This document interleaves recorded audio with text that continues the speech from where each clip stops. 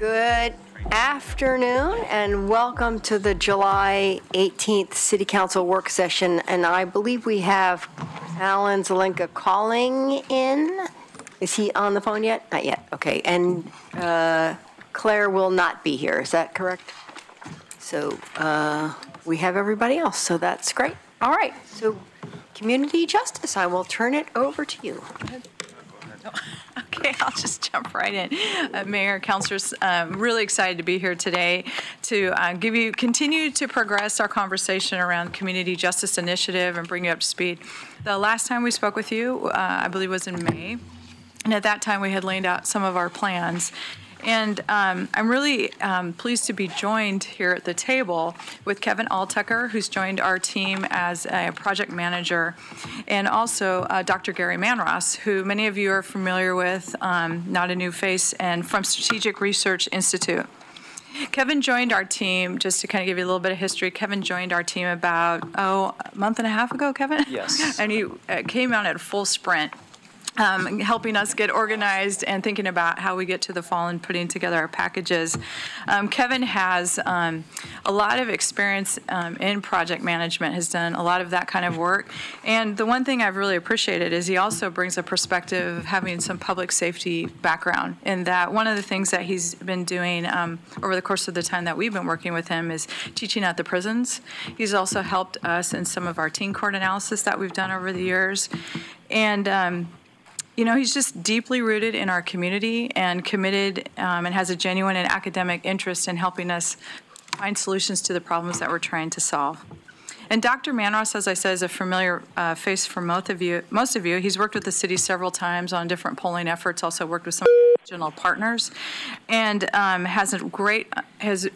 what we did was ask Dr. Manross to assist us in understanding community perception about the state of the public safety system, and also what is the awareness about some of the strategies that we've taken on to improve some of the problems and the challenges that we've been facing, and then learn a little bit more about their areas of concerns. What's front of mind for the community that we need to be thinking about as we look to address the outcomes. So today, as you can see on the agenda, we're going to provide you a little bit of an overview of the timeline and where we're at right now. And then I'll turn it over to Dr. Manross, and he will go through a slide deck of information that he's been collecting for us. And then the last thing is really what we need, what our ask is of you today. So as you're thinking through the presentation, what would be super helpful is that we're going to Kevin will talk a little bit about the outcomes that we're trying to achieve as we put together the packages. And so as you're thinking and hearing information, it will be helpful to get your input on that today, because we'll be using that. It won't be the last. What I would say is that the outcomes that we land on today may morph over time as we continue to gather input from the community, and we're doing some extensive community outreach.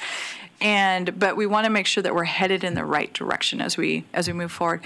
And lastly, in your AIS, your agenda item summary, we asked for your interest in putting together a subcommittee that is comprised of 3 counselors and 4 representatives from the community stakeholder groups, those actually boards and commissions. And so we have the thought of adding a representative from the chair of the Police Commission, the Civilian Review Board, the Human Rights Commission, and the 4th one is, let's see, I'm drawing a blank at the moment.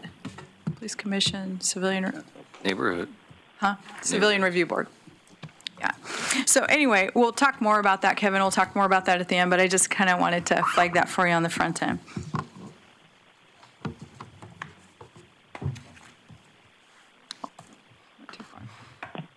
This is Councilor Zelenka. I joined a little while ago. Oh, great. Welcome. Thank you, Councilor. So you've seen this slide. It's not a new one, but we've been talking with you for the last 3 years and have been here 3 times this calendar year, and what I consider to be a midpoint of where we are for this year, and coming back to continue to make progress on this really important topic as we address our needs. So for the past 3 years, the community justice team has been working collaboratively to address the urgent and important issues. And so we've talked to you a lot about the pilot programs we've tried. We've shared information about the data that we've collected that reflects some of the places where we're really, really struggling right now. Response time, stagnant staffing resources and whatnot. And we're not here today to go into that. We'd be happy to answer questions if you have them. But just sort of wanted to remind you where we're at. So where we are now is that we said we'd come back to you in July with an update on some of the outreach efforts that we're doing. So we'll lead into that.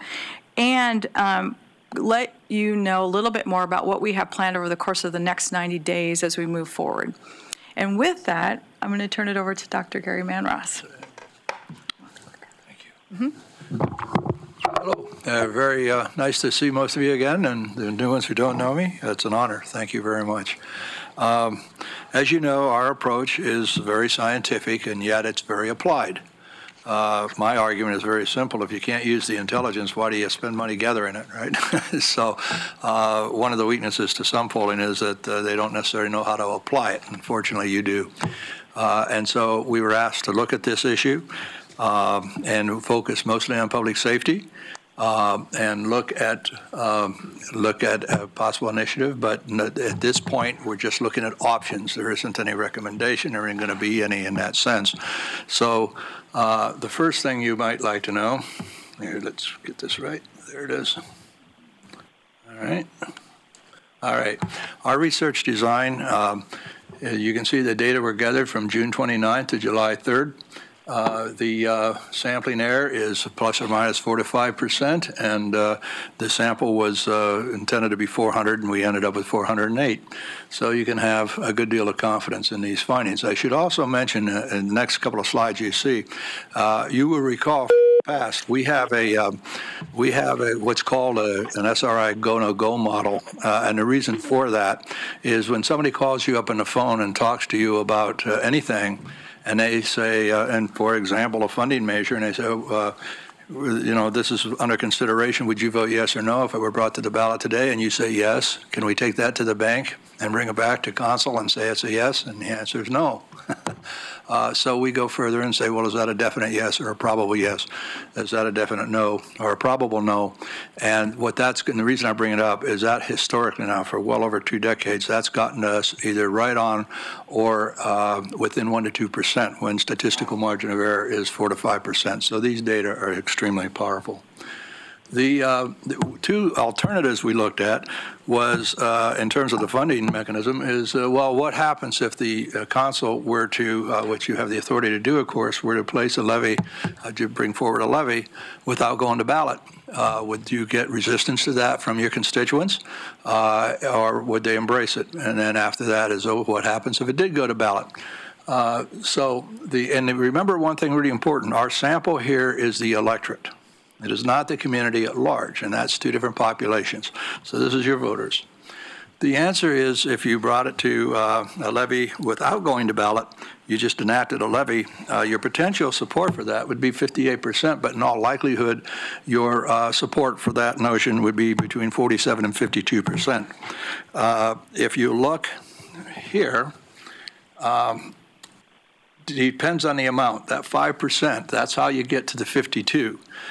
So what that is, it's 100% of the definites, half of the probables, and then there's this depends on the amount. Now, we don't know what that means. We did not test threshold of willingness to pay. But what that does mean is you want to be very, as you have in the past, you want to be very sensitive to your constituents to see it's an ROI, return on investment. You know, so how much are they willing to pay to get what services? So but that 47 to 52%, this is not a slam dunk. This isn't a mandate. It's contingent upon several things. And one of the things that's contingent upon is that your voters are made to understand what you're asking and how you're going to spend your money. So assuming they understand that. These numbers would not be accurate if you just went out there, trust me. So what about if it went to ballot? Well, it'd be a little less support. The range there is 44 to 51%. So if you did a powerful outreach, a compelling outreach, you'd be okay. Then look at that, 7% now. Depends on the amount. So you just have to be very sensitive to your to the collective wishes of your electorate. That's all we're going to talk about in terms of funding mechanism. this becomes critical. How aware are your constituents of the challenges that you're trying to overcome here, that you're facing on a day-to-day basis? And so we asked and we tested those. The first one, were you aware that Eugene Police Department staffing has remained stagnant? And you can see here, 40% are not aware of that. That said, 60% are, 29% are definitely aware. But I normally don't do this. What I am going to do today is read a couple of these, because you have to understand the answers to responses to these is we gave background, we gave a context, as we always do. So a context assumes when they answer it that they understand that. That's really important. So before the president interview, were you aware of the fact that Eugene Police Department staffing has remained stagnant, meaning flat, over the past several years? And 60% said they were aware. What about 21% were aware that the increase in public-initiated calls for emergency services has gone increased 21% since 2014. Over half are not aware of that. Are they aware that 18%, there's been an 18% increase in crime since 2014? Aha, you have almost 2/3 are aware of that. So that becomes extremely important. Only a third, 34%, were not aware. What about, were you aware that there was an 86% increase in police response time since 2014? Now, this becomes critical because now we're getting at core values and expectations, and those are the two predictors of behavior. And what you have 52% of your constituents who are not aware of that, What about 30%? There's been a 36% increase in unable to respond police calls since 2014. 56% of your constituents are not aware of that. Only 15% are extremely aware. 43% are aware. What about the impact of learning about and the next two are really, really critical slides, so I'm going to read them. Undoubtedly, learning about the challenges that are presently facing city officials, and in particular, the Eugene Police Department, will increase in public concern over public safety and the police department's ability to keep Eugene residents safe. Thus, city officials would like to know how great of an impact of learning about these challenges will have on your confidence in the police department's ability to adequately protect. And you can see here, it would have a huge impact. 44%, in fact, said it would be a strong negative impact. Another third said, yes, it will have some impact, but you only no impact at all, 16%. So that is a driver of concern over public safety. Now that we have identified several facts that city officials believe negatively impact the level of public safety presently being provided Eugene residents, do you agree or disagree with the notion that city officials should take specific steps to address these challenges? Well, there's no hiccup here, is there? 84% said yes. Look at that, 63% said, I strongly agree with the notion that city council should take action. Only 9% disagree with that. So it certainly says that what you're doing here is consistent with the collective wishes of your electorate. Okay, so what about priority spending? How should the councilors be spending tax dollars? The first one, and boy, this is no hiccup concerns here. So yes, you've got 89%, but if you look here, the rank ordering of the top priority. And this is interesting because normally this doesn't happen. The aggregate of the top and second priority, you rank order them. Oftentimes, and you'll see another slide in a moment that this becomes critical in, that these are not linear, but both of them are the same. So you can have a lot of confidence that this is their concern. So what about increasing the number of sworn police officers on the street? That's a top priority, 57% top, 87% top and second. Enhance police services. And again, that prior slide that says we would like City Council to take action. And what do you want to do? Yes, increase the number of sworn officers, enhance police services. Then create housing the average citizen can afford, improve ambulance response times, encourage economic development, make street improvements. You've already addressed that. That's one of the reasons it's rank ordered here, because I know in the recent past you've addressed that. and make streets more bicycle friendly.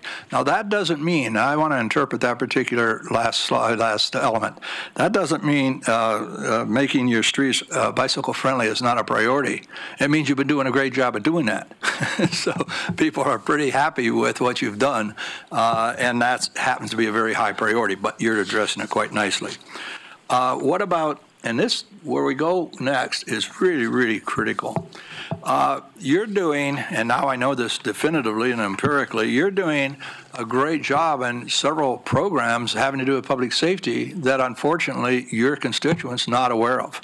So it's going to be imperative, one of our recommendations is that you do reach out to your community and make them acutely aware of what you are doing. And when you do that, you're going to have some happy campers. Well, the first one is the Community Outreach Response Team. Now, I also have to stress here, we explained what that was. So part of the awareness issue is, well, I've never heard of it. You can see here, 70% had never heard of it. But then we ask, is it important? Well, that determines that we've explained precisely what that means. So this is an informed decision when you look at priority. So 51% said that's a high priority, another third said it's a medium priority, but unfortunately, 70% don't know about it. What about mental health court? They don't know about that. But it's a 71% high priority. So, and you're doing something, so should we not share this information with our constituents? And the answer is absolutely, we need to do that. What about the community court program? 71% not aware. Is it a priority? 63% said, yeah, it's a high priority. Another 29 says it's a medium priority. Here's a shock. What about cahoots? But turns out this is not a shock. This is where your interpretation is critical from my perspective, because it's your community and you know what's going on and what isn't. Well, your constituents know about cahoots. I found out today it's one reason is because you have that on the side of vehicles, right? So people see it. Now, the question is, well, they certainly know it. 82% said, yeah, I'm aware of cahoots. 70% said no, or 17% said no. But look at that priority. When we explained what it was, they went, wow, that's really important. So again, even when you're doing your outreach, they may be aware, but they don't necessarily know how are aware of how the money's being spent, and we recommend that you make them aware of that. And then what about the teen court? Now, we know seniors and youth programs are always important in every community. As you know, we do these surveys throughout the United States, and I can tell you in virtually every community it's important. Awareness, 54%, so majority are, but look at that, 70% high priority. 21% medium priority. So again, you really should share that information. The issues of concern. Now, this is where, and you'll remember from the past, this is front end of mind. What that means is what people are talking about. It doesn't represent core values. And so you have 48% have some concern. But look at that, 40% homeless. I mean, this is now the problem with that is the solution isn't agreed upon necessarily, and we haven't penetrated that. But we do a lot of this in communities throughout the United States. We work on homeless all the time, and there's always a couple of approaches. One says get rid of them, and the other component says no, help. But then they don't agree on how to help. So that's a very complex issue. But virtually everybody in your community is highly concerned with this. The second one goes all the way down to 7% traffic congestion and taxes and then public safety. And so I put a little note here on the front to show over time in your community the concern over homeless. Back when we did our first one in 2012, it was 7% said it was a top priority. Then it went to 12, then it went to 37, and now it's up to 40%. I mean, is that a trend? That's really serious stuff. Now we are going to talk about core values, however, because that and expectations is what drives human behavior. So again, homeless is out front, so there's no hiccup. It's on front end of mind. It's also a core value, although people don't really agree on how to address this. And when we do future studies, we recommend that you go into this a little bit and let's find out a little bit what is the collective wisdom of your electorate. The second one then is need for street preservation. correlation. Again, that's not a huge problem because you're already addressing that problem. Public safety, there it is. Now, one of the things I'd like to explain here, and this is kind of complex to get your brain around, but I would like to take that homeless and remove it for a moment. And the reason I say it is because there's no hiccup. It's a high concern. So this is about public safety. So when you remove and there is a correlation clearly between the homelessness and public safety. There's no doubt about that. But let's start looking at the next one. When you see the rank ordering of the top priority, see those two 47%? They would pop up there, high cost, living available housing, and environmental issues. Well, guess what? And again, we spoke to that. What did we mean by that? Such as climate change and greenhouse gas emissions. My point is, this fits with the Eugene that I know. It's very consistent with the collective core values of your constituents, so you can have confidence in that. But nonetheless, public safety is at the top of that list. If you take homeless out, your public safety is right near that top of that list. So, and you've already seen, your electorate has said, and we would like council to take action and to do something, whatever they can do about it. So let's look at some, and I think you're going to like these next findings. The voter perceptions in general. What about how happy, do you have happy campers living here? Now this gets very important if you're going to deal with public safety. And the answer is yes, 81% are satisfied, 42% are extremely satisfied. More importantly, I'd always look at the other end first. How many are dissatisfied? And you got 14% that say, well, not particularly, only 5% extremely. So you have happy campers. They like living here.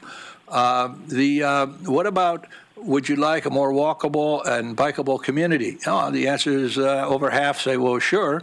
And in that 38%, it isn't, this is an example of what I'm trying to say. You're doing a great job. It isn't something that you need to address now particularly, compared especially to something like public safety. So you have happy campers even in that department. But the rest of them, do I feel safe? 84% said in general, Eugene is a safe community to reside in. You have a very small number who says, no, it's not safe. And obviously, if you distribute that geographically, you know where the unsafe perceptions are. So do we. So you can, and we can do that easily. What about how safe do I feel when I'm visiting downtown? Well, 57% say yes, but a third say no. And of that, only 21% feel extremely safe. And I can tell you something about those people. The people who feel extremely safe are people who come downtown. And they know, everything's fine. I come down and I shop and it's safe and it's good.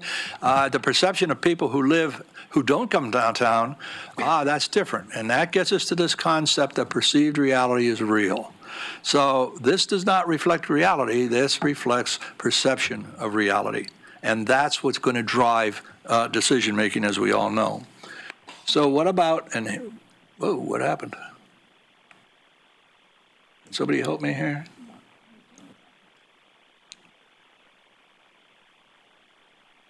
What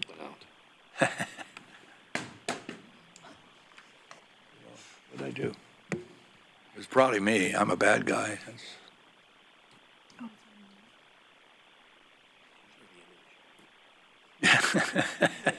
And these are really critical slides. Thank you very much. Okay, so this is really important, and I'll put a context in it in a moment. But what about your neighborhood? Is it basically safe and crime-free? 69% said absolutely. 26% disagree. These are good numbers. And more importantly, how safe do you feel when walking in your neighborhood during the daytime? 91% says, you know what, I live in a great community, it's safe, I don't have to worry about my children, thank you very much. 73%, three-quarters of them basically go, yeah, I mean, really safe. Only, the anxiety is only within 5%. And then we ask in the evening hours, and still, of course, evening hours are going to be perceived as being less safe. That's just human nature. And but still 74% say no, okay, 18% say I get a little anxious. But these are great numbers, because now go back and remember, you have a huge ratio of people going, I like living in Eugene. City Council is doing what I want, spending my money wisely. I mean, you've really got a lot of concern, but you have the awareness that crime is on the upswing, and they want you to do something about it if at all possible. And how safe do you feel when visiting a community park or neighborhood park? Again, 79% say, hey, I feel safe. You've got 11% a little bit of anxiety. So the bottom line is, and I do want to go back. I'm going to violate my word slightly. I do want to go back. We're not making any recommendations, obviously. That's not where the city is at with regard to funding. But I do recommend one thing. You noticed, because I know you're going to see this and go, oh, there's more. There's a greater support, slightly, but a little bit of more support for you just mandating a fee versus taking it to ballot. I would highly recommend you don't do that. That is the one recommendation I have. One of the things that I will say that is really nice, and I compliment all of you on, is one of the things we test is trust in City Council, and your trust is going up. You've been doing a good job. People are feeling good about the leadership of this community, and I'm guessing it's going to continue. But politically speaking, it probably isn't wise. Many of your people, and you saw it on the data, say, I still want to vote. I still want. Don't just ask me. And they didn't hiccup threshold of willingness to pay. So you're being very responsible. I recommend you continue to be very responsible. We will be doing a tracking, and we'll be trying to get into the weeds on some of these issues. So any feedback you can give John your city manager, would be extremely helpful and directive, so that we penetrate where you want us to penetrate. So Q&A, I'll happily answer any questions. Yes, ma'am. That's great. Thank you so much, and very helpful. I have two, Betty and Greg and Mike. Anybody else? Okay, Betty, take it away. Questions about the calling. Who did the calling? Okay, we have 4 firms we use. We're picky on who we use. We never use anybody from these are trained. I'm going to tell you some things I probably shouldn't. What we do is we pay those people in the front end, and there's a reason for that, because we only get what we call the A-team. These are seasoned callers. Most of them have at least a bachelor's, if not master's degree, and all of them have in-depth experience. So the only thing we have to train them on is the instrument itself. But we don't have to train them on, like, for example, we don't call during dinner hour. You want to upset somebody, call when they're trying to feed their family. We don't call after 8:30, certainly never after 9. When I'm trying to put my kids to bed, don't be calling me. We do other things. But the callers are highly skilled, highly trained. And it's a low-paying business, which is why I insist we get the A-team. So who we get, I'll be real candid with you. We get very few men, more women. And the reason for that is because they do this to make some extra money to get out of the house, to stop the kids annoying them. So they just love doing this, and it isn't an issue of economics. And so, but they're very sophisticated, they're very well educated, and so that's who we use. Good question, Betty. My next question was, are they trained? And you say they are trained. Seriously trained, and that in this profession is a real problem. Which is, again, why, well, look, if you own one of those firms and your client paid you up front, would you give them the A-team, or would you wait and have a collection problem? So, in fact, that reflects in our contract, as your city manager knows. That's why we say half the fee up front, because I'm not a bank and I'm going to pay my callers. How much are they paid? You know what? I don't know, and I don't care. They're not working for me. I'm being candid. I mean, I wouldn't even ask them. I wouldn't insult them by asking them. So I don't know. Oh. You don't know if they're paid by the call or by the... Oh, no. They're not paid by the call. Absolutely not. Here's another thing that goes with this. It's very important. Most polling firms, we're not a polling firm, by the way. We are scientists. I have 4 behavioral scientists on my team, and then, of course, all the support staff. Pollsters may or may not be scientific. Most polling firms start the calls and finish them as soon as they can, because they want to, and that's why your statistical margin of error is so high, in all honesty. We don't do that. We take a week, basically. We call some during the day, some during the evening, some on a weekend. some, because people work at different hours. They're available at different hours. So if you're only calling and you're pushing it through, guess what? It's not representative. There is some noise, what's called noise in the data. So we make every effort. Another thing we do, which is very unusual, is most polling firms, in fact, if you go to Science 101, Statistics 101, they'll tell you, a professor will tell you, well, you can't identify the client. You will bias the outcome. Well, that's as silly as it could get. If somebody calls you up and say, oh, do you have a half an hour to talk to me on the phone? What are you going to do? You're going to hang up? No, I don't. We call up. We're calling on. We understand we're representing the city. We call up the city. We call up the prospective respondent, and we say we're calling on behalf of the city of Eugene. The city officials would like to have, so they're making some serious policy decisions, some really important decisions, and they'd like to have your input. Now, if you're a voter, particularly a high propensity voter, when was the last time anybody asked your opinion? They're thrilled. They go, whoa, wow, for that, we will stay there. And so they do. They stay half hour, 45 minutes, whatever it takes. And when we're done, more times than not, they go, wow, where'd the time go? Because they're into it. The other things we do is we build a context into it. We explain what it is we want to know. We don't just say, do you like, dislike? Well, would you support X, Y, or Z? And here's what it's about.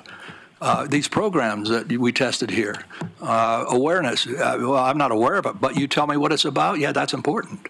So it provides the form of intelligence that policy decisions need to have to make wise and informed decisions. What do they do if a person says, I'm too busy? We thank them very much. We do offer, can we call you back in the time that you're not busy? That's convenient to you. We'll be happy to do that, and then we follow up. Some people go, no, not interested. And you know what? We respect them. Mm-hmm.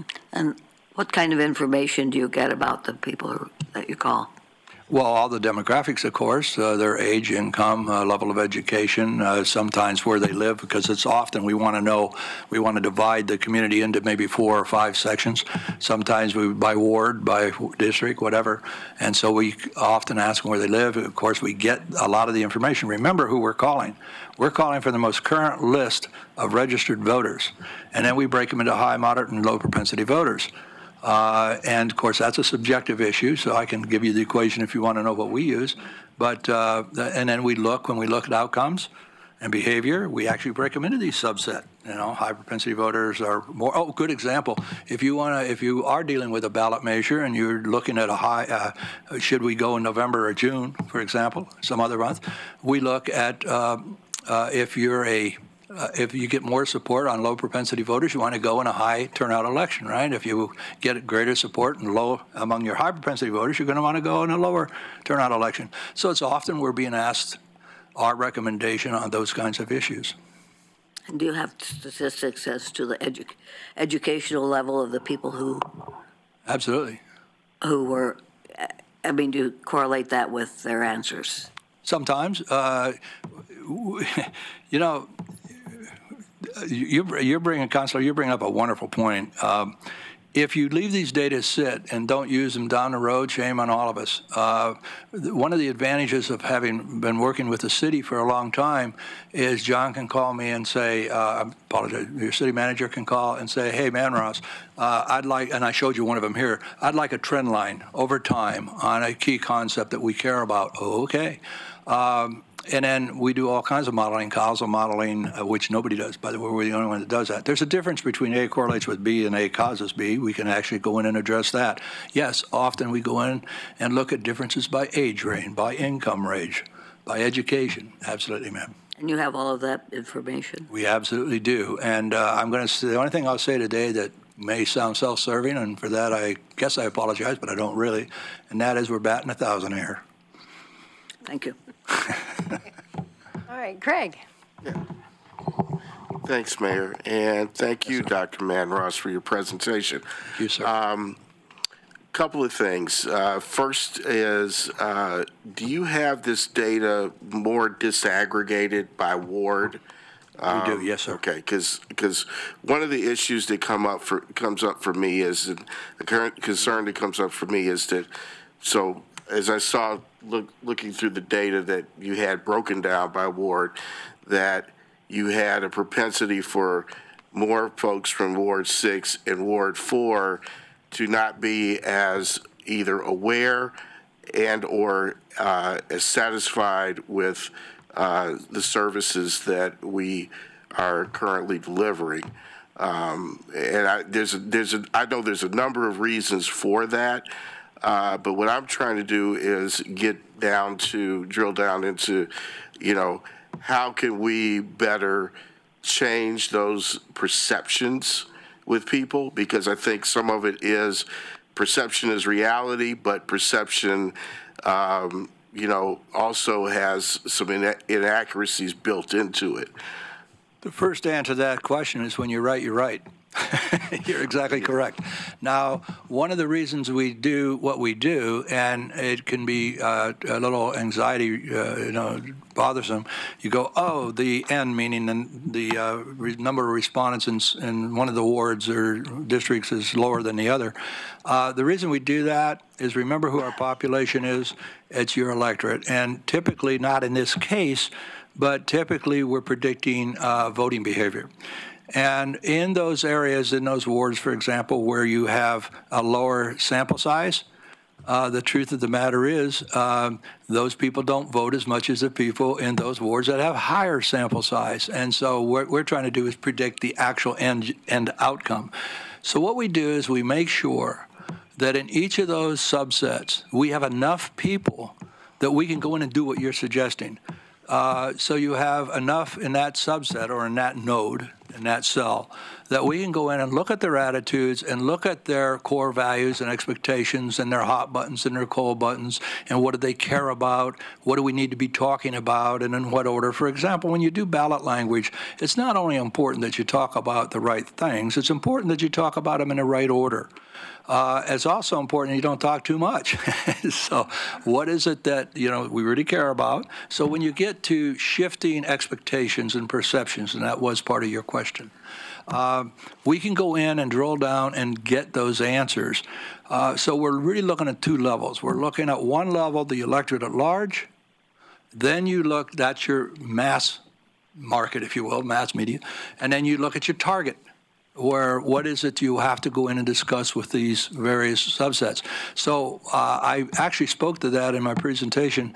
The people who feel secure, for example, in downtown, when they're visiting downtown, and I mentioned this, those people are the people who either live downtown or come downtown. They know they're down, they're safe, everything's fine. People who live in the more outlying areas, who don't come down, they're not going to cross that bridge, they're not going to come downtown for wherever the reason, that's perception. It's not real. So we're not measuring realities, we're measuring perceptions, and perceptions drive. But to answer your specific question, yes, we can break that down, and we will break that down. You're right. Yeah, I would appreciate that. And second, related to that question is there is a perception that I've talked to numerous constituents that there is more attention being paid to other parts of the city as opposed to, our part of the city. Yes. And I've heard that has an effect of creating some misconceptions, I think, in terms of, for instance, police response time and some other things that are out there, and I don't know how to tackle that bear. And I just want to be able to try to be able to, use data and bring data to the table that people can see in meetings and other things that they can look at and see, that we are addressing their issues or we're not addressing their issues, and how are we going to be able to more effectively deliver services in those areas that feel disconnected and disaffected from the city itself. Let me speak to two things that you're bringing up. First, your city is not unique. That is true in virtually every city that I deal with, and that's a lot of cities. This is a common perception. In certain cities, unfortunately, it's even true, but not this one. I'm sure of that. So I get your point. What you need is to have data, hardline, empirical, scientifically supported empiricism that can demonstrate that you are indeed, the city is indeed looking at the city at large. It's looking at every section of the city. It's, it's not profiling, for example. So the key here is what you do with the intelligence that you have once you have it. So it's equally urgent. Now, you can't do this if you don't have the intelligence, meaning I'm not talking about smart, I'm talking about information. If you don't have the information, you can't share it. But if you get it, share it. That's equally important. So you're right, sir. You really need, in your strategic planning and your communication patterns, you really need to look at that issue and listen to these people. And guess what? This particular tool, that's the appropriate use of a scientific tool. You are listening to everybody. Now what you do with it is really important. Yes, sir. Okay, Mike. Thank you, Mayor. Dr. Manros, thank you for all your work, and thank you for your report today. It's very enlightening. Thank you, sir. I noticed on a couple of occasions, once just again with Councilor Evans here, you mentioned that the 21% or 26%, I forget which, of those who think downtown is safe probably spend a lot of time here, and the ones who don't, it's a perception issue. Yes, sir. I wonder if it's possible, just possible, that in different parts of the community there's a different standard about what safe is. Absolutely. You're absolutely right, and this gets back to perceived reality is real, and what we're measuring here are attitudes and opinions, not reality necessarily. And expectations. Definitely expectations, and so let's deal with the homeless matter for a moment. It's a good way to speak to this. You can see there's no hiccup here. There's a mandate. Homelessness is a problem. City needs to do something about it. But when it comes to the other end, what to do, now that all of a sudden spreads out. You'll have a subset of the community. In fact, I won't mention the community, but one of my clients went in and had the police go in and clean everybody out. You talk about war? Man, did I have a PR problem with that client, and it was not easy. Other people, but a lot of people say, yeah, get rid of them. Other ones go, no, you have to help them. Well, what does that mean? And one of them I learned today here about Eugene, which is very, very interesting to me, and it makes perfect sense. Some subset, I'm sure, of your constituents have said, well, look, if they're local, we need to help them, and we need to help housing and food and all the rest, particularly with children. But if they're coming in from outside, we don't want to spend money on that. So this is what I was trying to get at later on our tracking, which will be coming up. We really need direction in terms of where you want to go into the weeds. Do we want to really enter that and study that pattern? We can do that. But you're right about its perception, and that's not going to change. Well, I would think that there's what makes me feel safe or what makes me feel threatened is perhaps different than what makes Greg feel safe. And we can penetrate that, yes, sir. Okay. We haven't, but we could. This one's going to be harder. On slide, I'm not sure of the number here, but I'm guessing it was about the 10th or the 12th one in. Can I bring, there was language on it I wanted to see. Sure. It's entitled Impacts at the top of the page. Okay. Let me get to it, and I'll happily speak to it. I'll know it as soon as I see it. It had to do with public safety and homelessness, as I recall, and I wanted to see how the question was asked. I can had the language of the question bring it up on the screen. Okay. Now.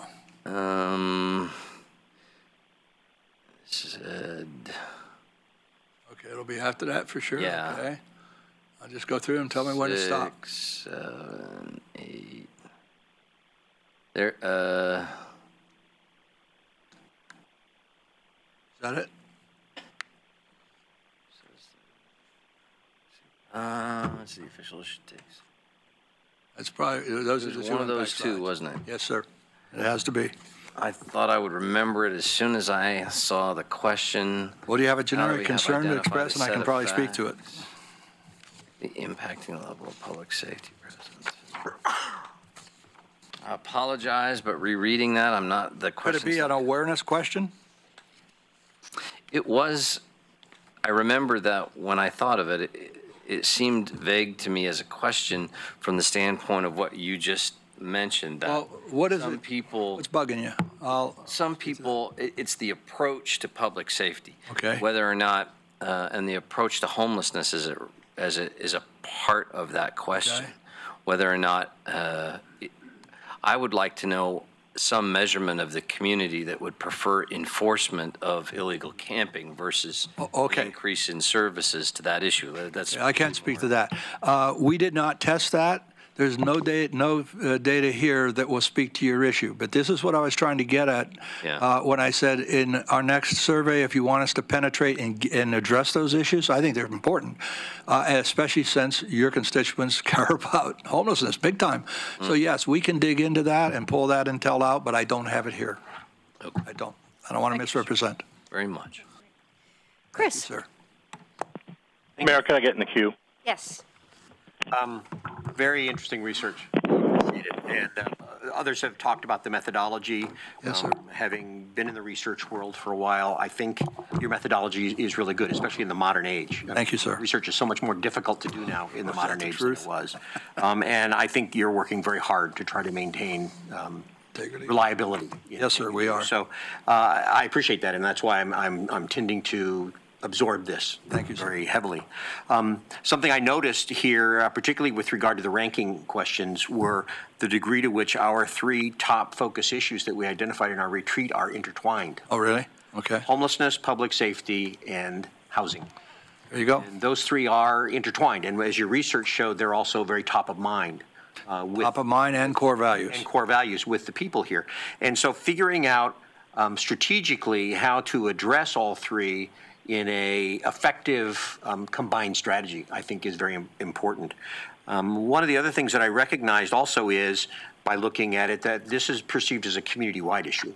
Oh, yes. It's not just downtown. It's seen as something that our entire community needs to be able to address.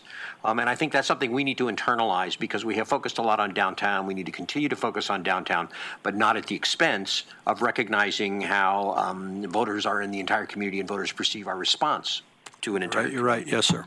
I'm also very intrigued with the notion of perceived reality versus facts, because for me, most all research is perception. It It's is. really what you're measuring. Which measuring? But people vote their perceptions, not the realities. And so what we need to do strategically in terms of communicating greater knowledge, being much more effective in our communication so people understand what's at stake and what's going on, I think becomes really important. And also, I don't want us to get too caught up in the process for how we achieve the outcomes, because I think if we can clearly articulate the outcome we want, particularly in those three areas, we can work towards those outcomes in a variety of ways without having to say, well, we can only work within this channel because this is the only channel the public allows us to work within. I think the public really wants to see the outcomes, to see progress toward the outcome, and whichever effective strategies we can use to get there, I think we will still get the credit for. I know you didn't test for that, but I think that's what people are really trying to talk about. So with regard to the funding issue, I think what really we need to talk about is something that is not only adequate, but is also stable.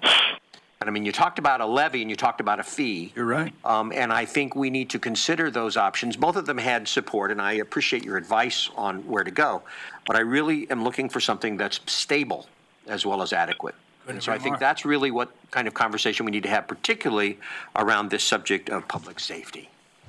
And that's for sure as we kind of move through this conversation, as we move into the summer and the fall, it's exactly the kind of conversation that we're hoping to engage with the council.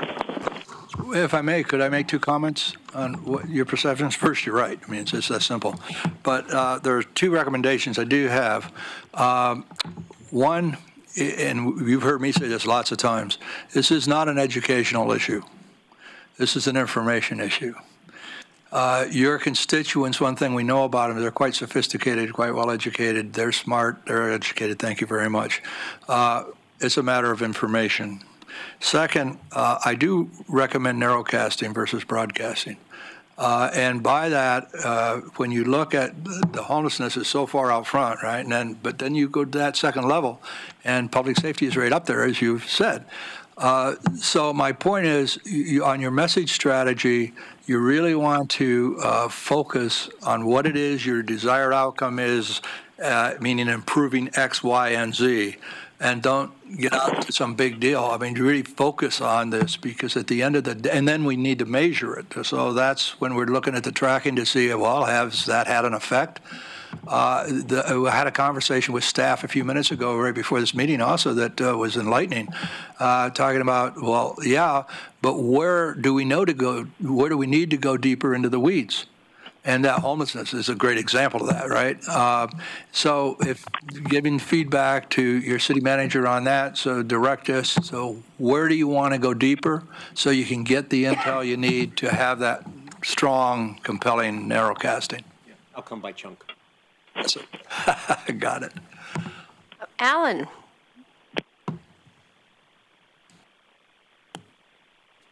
Muting. Yeah. We'll give a minute. Alan, we're waiting for you. Went to sleep. Okay. Hello, can you hear me? Yeah, there we go. Okay, sorry. Timing. Little problem with the mute. Well, excellent presentation, Dr. Manross, once again. Thank you, sir. You continue to impress me with Thank you very much. With the work that you do, and how right on it is. And we relied on it in the past. It's been right on.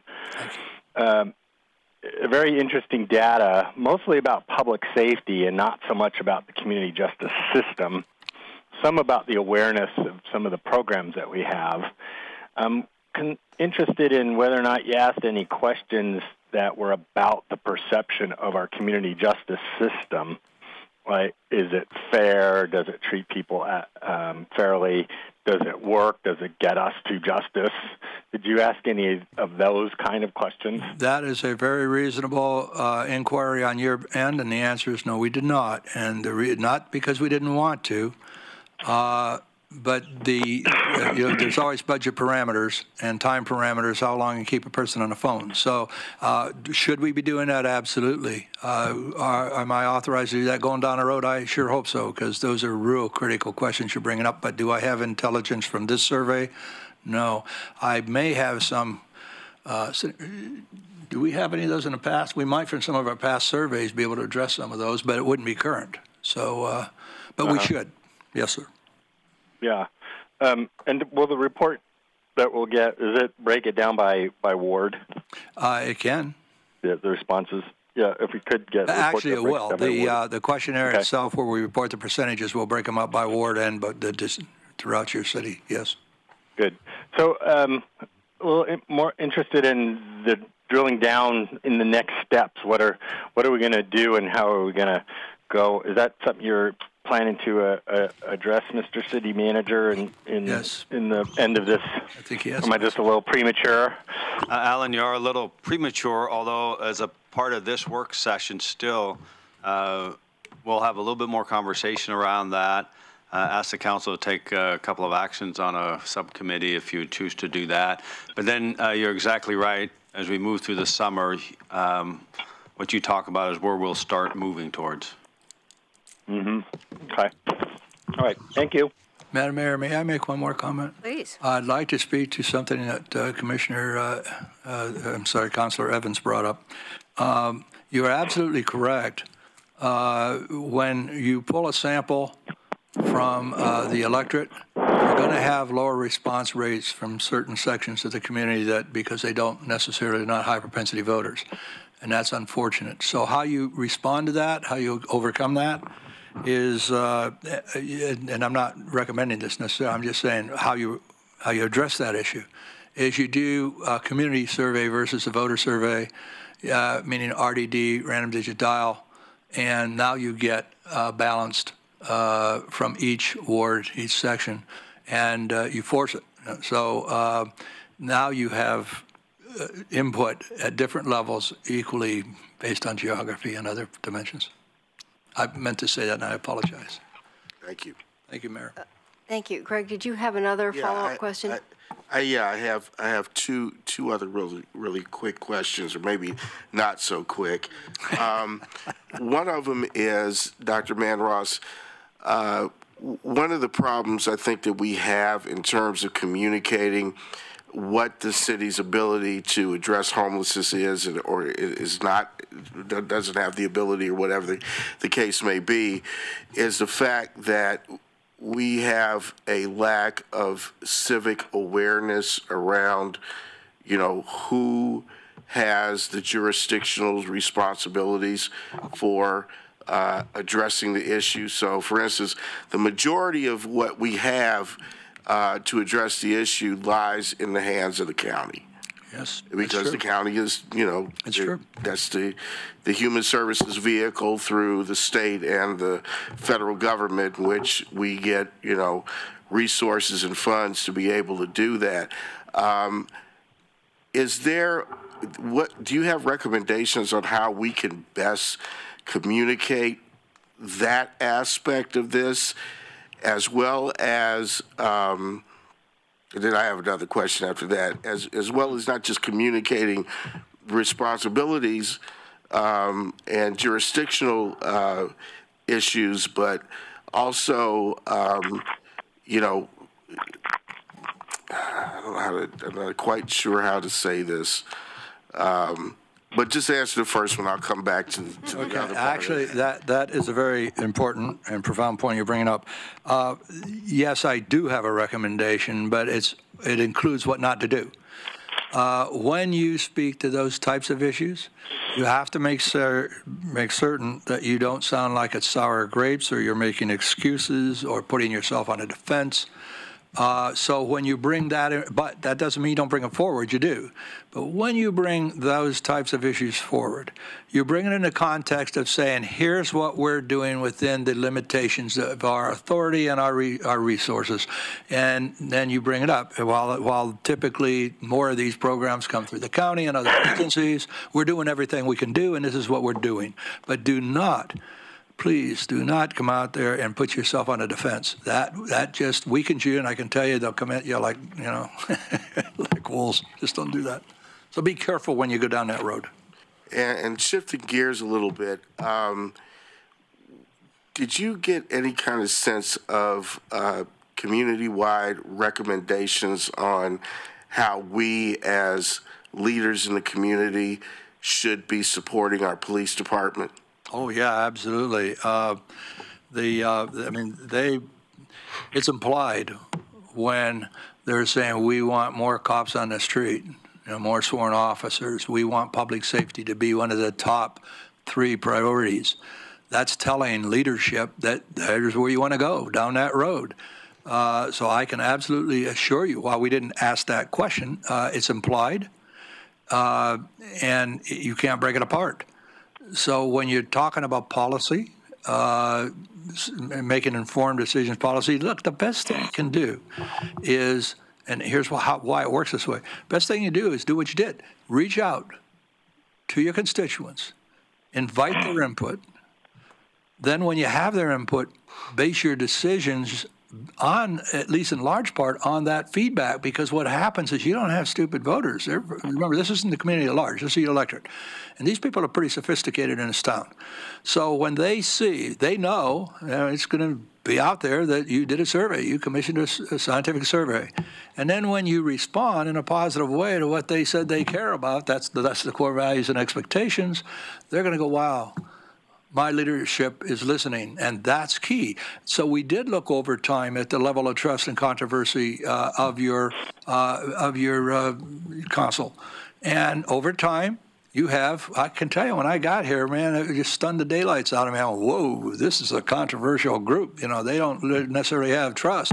The constituents don't have trust in their leadership. Well, they've got trust now. I mean, you still have some controversy, which is what goes back to that original recommendation I made. Don't come forward, ask your constituents what they want, and that's good government in a way, is it not? I mean, you're here representing our people, and they need to talk to you. You need to listen, and you do. So by definition, if you're speaking to their issues, they're going to understand that their leaders are responding to their wishes, their collective wishes. Okay, Mike, one quick one, and then we want to go on to the next. Yes, ma'am. I apologize. I'm not trying. Thank you. As you are probably aware, there are some parts of our community that have some cultural differences from other parts of Absolutely. our community. So when we're talking about some of the prescriptive stuff that we may get to in the future, Yes, sir. and we're talking about different geographic principles and expectations.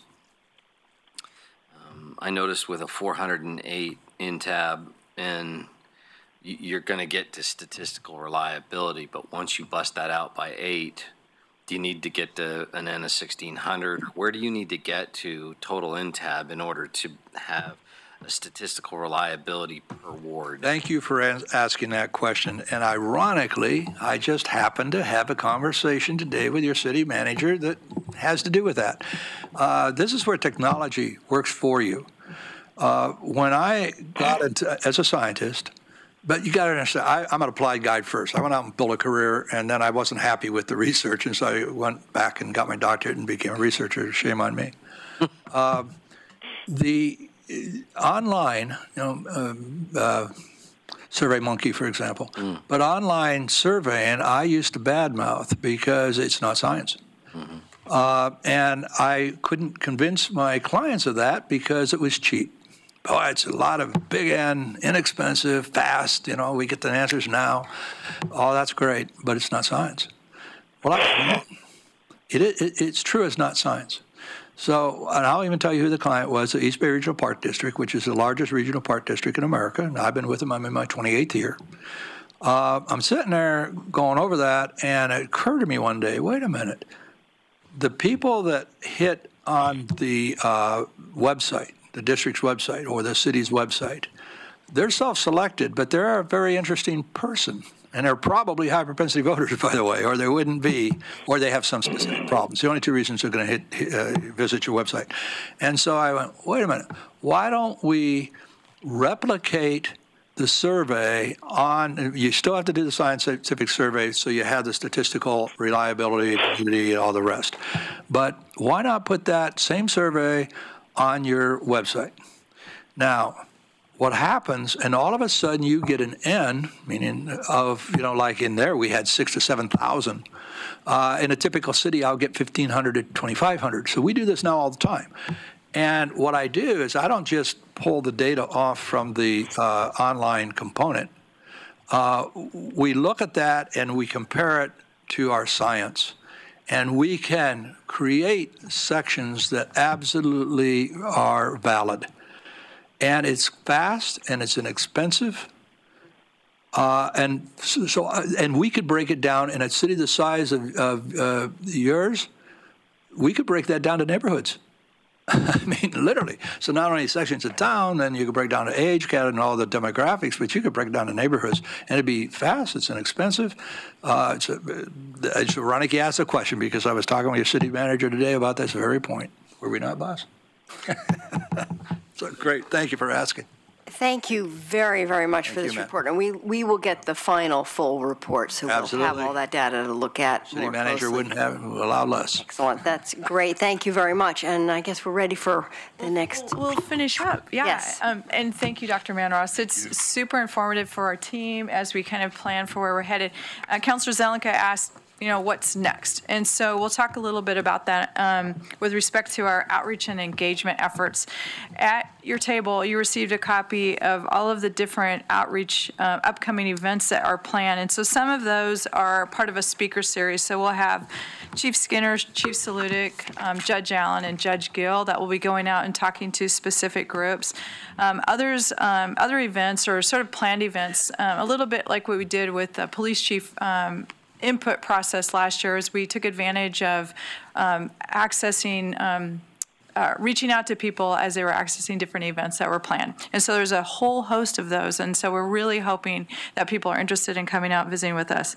The other thing that we're looking at is some online outreach. And Dr. Manross talked a lot about how we can have really good, valid information that can help inform our information going forward.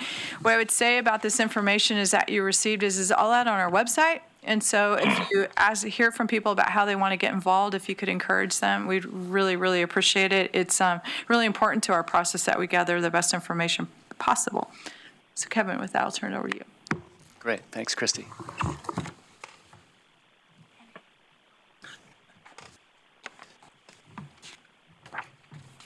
Well, good afternoon, and thank you for this opportunity. I'm Kevin Alltucker, and I've been brought on board to be the project manager for this effort. And in my mind, that's kind of like the conductor of a symphony, and there's lots of moving parts. So I welcome the opportunity. Thank you. This slide describes what we think is going to happen in the next 10 or so weeks over the summer and into the early fall. So you can see where we are today, July 18th, the council update. That's what we're doing today. In the next 10 weeks, my task is to help the steering committee, which is made up of 7 different departments. That steering committee will be tasked with coming up with different packages, is what we're calling them, that will address the goals and the outcomes desired for the Community Justice Initiative. In that process, it's kind of, we were talking this morning, it's kind of like a dance. There's some parallel processes happening. And one of them is this steering committee work. But the other important component is the second phase of Dr. Manros's work, the phase 2 survey, the tracking survey, the survey that will give us more detailed information about, for example, how to address homelessness, what the constituents of Eugene want to do, how they want to approach that problem. So that's going to be happening at the same time as the steering committee groups are formulating their different packages. And so it's going to be my job to kind of keep everyone orchestrated and going in the same direction. I think I can do it. Pretty sure. Yeah. The kind of target date, end of September-ish, we will be coming back to council with the different packages from each of the 7 work groups of the steering committee. So that's kind of the schedule from a 20,000-foot view. And I won't take up too much more time here, but to remind council that we would like you to consider the formation of a subcommittee, which will be very, very important in informing the steering committee folks how to put their packages together, to make sure that we're all communicating and getting back and keeping our hands on those outcomes, which is the next and final slide that I'm going to show you. This subcommittee would meet just a few times, 2 to 3 times, recognizing 2 things. One, it's summer, right? So folks are typically not as available in summer. But also we have a fairly compressed timeline. We're looking at about 10 weeks from today. And so we've kind of got some work to do, right? And we'll be looking, hopefully, to this subcommittee for guidance. And finally, just to end up and to remind everyone, the kind of 4 pillars of the desired outcomes, and these outcomes have been formulated by you, council, from your retreat, which was fundamental in establishing these outcomes. Also, other literatures have informed these outcomes, for example, the 21st Century Policing Report. And I won't read these except to remind us of the 4 large categories. So one is building trust with the community. The second is increasing safety. Third being focus on prevention.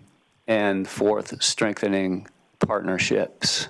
And this gets back to many of the comments that made previously about the community justice system, right? So these outcomes really speak to how that system can and should work to make our community better. Thank you. Thank you. I have Mike in the queue, but I just have a question, and I don't know whether I just had a blank moment and you said it or whether you didn't say it. So I'm a little confused about who's on the steering committee and what are the 7 subcommittees that you're thank you. referring to? I can address that. So the 7 groups in the steering committee include finance, police, fire and EMS, the municipal court, the homelessness effort here in Eugene, prevention efforts, and the community outreach efforts. So Those are all internal. Yeah, not to the organization. Those are all internal within the city. Yeah, we have our steering committee that's working on this. Okay. And in addition, that team will work with our partners as need be around different strategies that we're considering, so. Okay. Thank you. Thank you. I'd missed that piece. Thank you. Okay, Mike. Thank you, Mayor. Thank you, Kev, very much. Appreciate all your hard work, and I look forward to all of this. I like the speaker series selection of groups from which to gather information. It looks like a balanced group of places to go to get good community feedback, statistically reliable community feedback. My only concern is with the events that are listed above them that you'll be attending.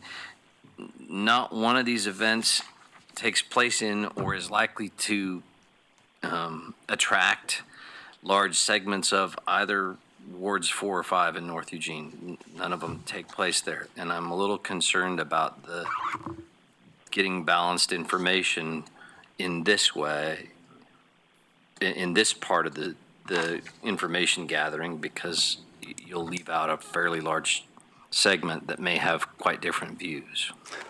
Yeah, that's a good point, and I would make a comment that the document is a living document, and we would look to have input to change and make it better.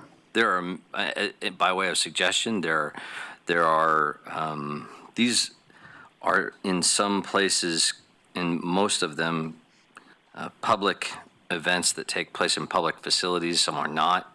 I would say in our area of North Eugene, there's a number of community type events that take place at the Oakway Center. There are other venues where you might gather more focused data from folks that live in wards 4 and 5.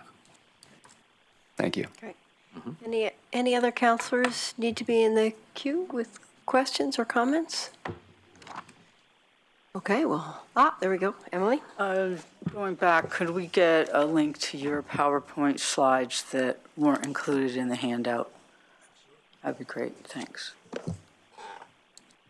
Okay. Mayor, just wanted to remind people that we are looking for volunteers to be on the subcommittee. So anybody that's not too busy this summer and has an interest in participating, we'd greatly appreciate it. We're going to, like I said, we try to be really organized when we come, but one of the things is that we're really looking for your guidance and input on how well you think the packages are tying the outcomes that have been established for the work. And then also, we'll begin talking a little bit about funding strategies too, so that as we move back into talking with the full council, that we'll be prepared for that in the best way possible. And that committee is not intended to make recommendations to the large council. It's just to have the council, the elected perspective as we kind of work through this work. Okay, good to know. So, Mayor? So, okay, yes? Alan? How many meetings are you guys thinking? Around 3, 2 to 3. I think it's going to be 3 for sure. Okay, it looks like we already have one volunteer. Oh, we have 2, Chris and Jennifer so far. Emily? I would love to do it, but I'm not available the end of August. Right. Okay. That's really interesting to me. So we can yeah. Alan, are you? Yeah, I have one caveat that I can't do anything before 5:30, but I would participate. Yeah, want something done? Ask a busy person, right? There we go. I would not be surprised if Claire may be interested. So, well, let's make sure that Claire knows of the option as well. And but we can't have 5. So we could have some alternates. So whatever. Absolutely. Right? We'll figure it out. Yeah, that'd be great. Okay. I appreciate the interest. Okay. Yeah, that's super. So we actually have another 15 minutes if people feel like they didn't get a chance to say something that they still need to say. One more burning question. Good job. Okay. really very, very interesting work. It's going to be a really interesting process, so thank you. Thank you for your research. Thank you for pulling it all together in a good community conversation, which I think will be very constructive for us in lots and lots of ways. So thank you very much. Yeah, and I'll work with you, Mayor, directly to close the loop on the subcommittee members. And yes, we'll sort that out. Thanks. Okay, perfect. Okay, I think that brings us to a close. Thank you, and we're adjourned. Thank you.